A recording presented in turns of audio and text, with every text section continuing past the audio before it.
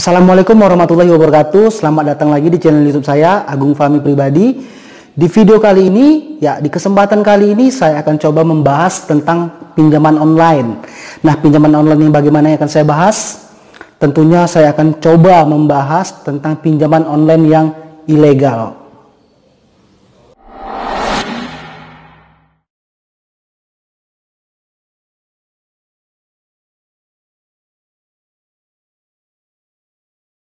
Nah teman-teman, begini ya, saya coba membuka sedikit pengetahuan, pemahaman yang saya tahu tentang pinjaman online. Jadi pinjaman online itu mungkin baru kita kenal sekitar 5 atau 8 tahun belakangan ini.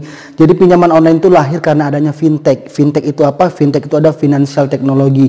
Nah, financial technology itu adalah sebuah teknologi tentang keuangan yang mana muncul atau lahir karena adanya perkembangan zaman. Nah, perkembangan zaman atau kemajuan teknologi itu sebenarnya lahir untuk mempermudah kita, membuat kemudahan dalam hidup kita ya, memberikan sentuhan-sentuhan sehingga apapun setelah adanya teknologi ini semua menjadi mudah.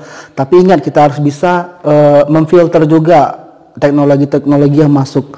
Nah, fintech itu melahirkan beberapa produk kayak saya ambil contoh ya, jenis-jenis fintech di Indonesia yang terkenal itu kayak ada OVO, Link Aja, GoPay, Paytrend, itu termasuk dalam kategori fintech.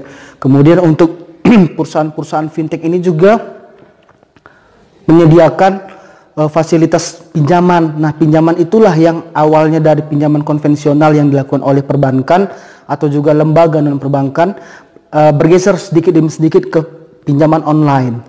Pinjaman online itu juga banyak sekali jenisnya. Nah, beberapa video saya sebelumnya saya membahas pinjaman online yang dasar-dasar pinjaman online ya.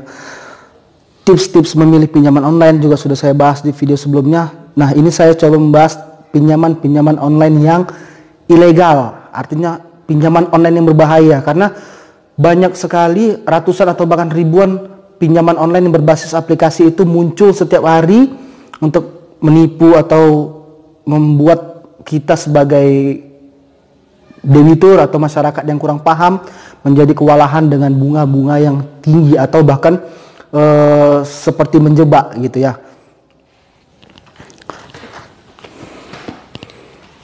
Oke teman-teman, langsung saja ya kita bahas tentang ciri-ciri pinjaman online yang ilegal. Nah, pinjaman online yang ilegal itu artinya pinjaman online yang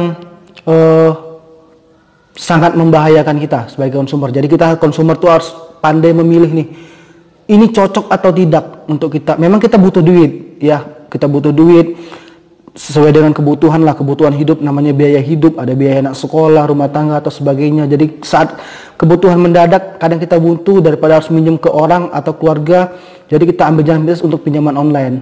Nah, teman-teman harus cermat ya, pinjaman online itu ada yang ilegal dan ada yang resmi dan nggak resmi, ada yang legal dan ilegal.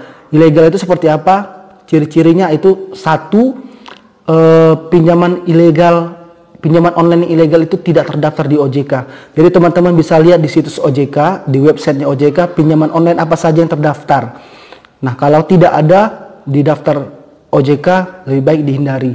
Ya, yang kedua, biasanya penawaran pinjaman online yang ilegal itu melalui SMS spam atau SMS blast. Jadi kita tidak ada apa-apa, tiba-tiba masuk SMS, masuk SMS menawarkan ini dengan suku bunga yang sekian segala macam. Nah, itulah dia penawaran melalui SMS spam. Next, yang ketiga, itu bunganya tinggi. Bunganya sangat-sangat tinggi, itu bahkan sampai dengan 40%. Bayangin aja. Hitungan bunga di pinjaman online itu per hari loh, bukan per bulan. Kalau di konvensional itu pinjaman per bulan, bunganya per bulan. Di pinjaman online itu bunganya hitungan per hari, bahkan sampai 40%. Seingat saya, yang saya tahu dari data yang saya dapat, pinjaman online yang legal, yang resmi, itu hanya hitungannya sekitar 0,8% per hari atau sekitar 24% per bulan. Itu yang resmi ya. Tapi kalau misalnya yang ilegal bisa mencapai 40% atau bahkan beberapa ada yang bunganya unlimited. Jadi kalau tidak dibayar itu akan berbunga terus. Next, yang keempat itu Denda itu terjadi kalau misalnya konsumer atau debitur tidak sesuai dengan kesepakatan. Artinya dendanya itu sangat tinggi sekali, sekitar 1 atau 4% per hari. Bayangin, dendanya per hari nominalnya 4%, atau bahkan beberapa dari aplikasi pinjaman online itu memberikan denda unlimited. Semakin tidak dibayar, dendanya akan semakin tinggi. Bayangkan. Next, yang kelima, tenor jangka waktu itu singkat, tidak sesuai kesepakatan. Contoh misalnya kita minjam dengan tenor waktu sekitar 6 bulan, ya, tapi di sistem atau di aplikasi mereka itu harus lunas sekitar 3 bulan, tidak sesuai dengan kesepakatan. Berarti pelanggaran di akad awalnya itu tidak terjadi, tidak terjalankan gitu ya. Next, yang keenam itu pinjaman online yang berbasis aplikasi yang ilegal, kebanyakan itu meminta akses semua data di ponsel kita. Akses ponsel itu yang seperti contoh nomor kontak, itu mereka akan minta tuh saat kita mau menginstal aplikasi, mereka akan minta nomor kontak, semua nomor kontak yang di HP kita itu akan mereka sadap, kemudian foto-foto dan video yang ada di handphone kita. Tujuannya untuk apa? Tujuannya ada untuk menteror jika kita terjadi tunggakan atau tidak bayar di aplikasi tersebut, di perusahaan pinjaman online yang ilegal tadi. Next, yang ketujuh, penagihan tidak pakai etika. Maksudnya gini, kita kan minjam kita bukan tidak bayar, kita minjam itu bayar. Kalau di konvensional kita minjam bayar dengan segala prosedur. Kalau terjadi tunggakan mungkin petugasnya datang ke rumah, masih dengan etika-etika atau ahlak-ahlak untuk penagihannya. Tapi kalau misalnya di pinjaman online yang ilegal ini, penagihan itu tidak pakai etika sama sekali. Mereka kadang nelpon atau bahkan ada yang datang dengan cara menteror, mengintimidasi, atau bahkan dengan cara-cara pelecehan-pelecehan yang tidak sesuai dengan norma-norma kita sebagai warga negara Indonesia. Dan rangkuman terakhir yang saya dapat simpulkan dari ciri-ciri pinjaman online ilegal itu, yang nomor 8 adalah itu tidak memiliki layanan pengaduan. Artinya gini, jika kita merasa kita dirugikan, kita nggak tahu nih kita mau nelpon kemana, kita tidak tahu kita mau mengadu kemana. Jadi nomor 8 ini ciri-cirinya itu tidak memiliki layanan pengaduan dan juga identitas kantor yang jelas. Jadi kita kan sudah merasa dirugikan dengan ancaman, teror atau apa segala macam.